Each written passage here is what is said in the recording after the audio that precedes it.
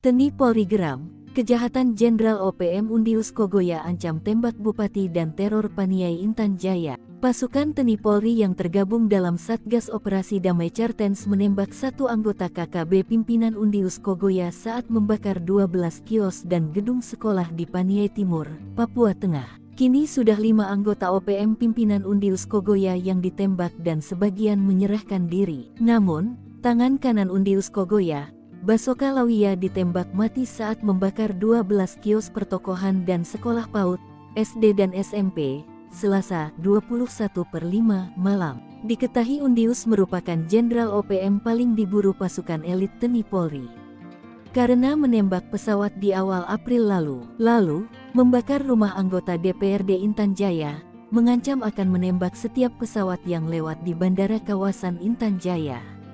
Bahkan menembak mati puluhan warga sejak tahun 2022 hingga 2024. Selain itu, kelompok Undius juga selama 2 minggu menebar teror di Hameyo awal April lalu. Sebelumnya juga menyerang pos militer dan polisi Indonesia di distrik Titigi pada Jumat, tanggal 26 Januari tahun 2024. Mereka mengancam akan mengeksekusi Bupati Intan Jaya.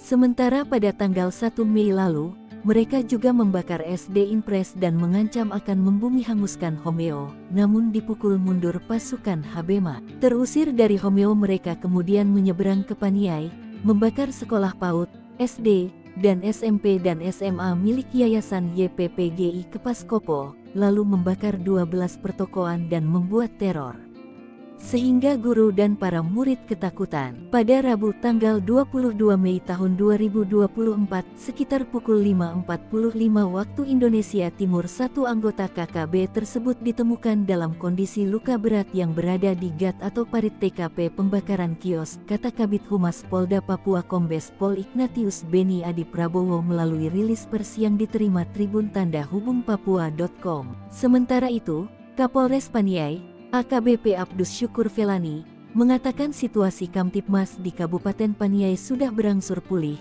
namun aparat gabungan Teni Polri masih bersiaga guna mengantisipasi serangan susulan.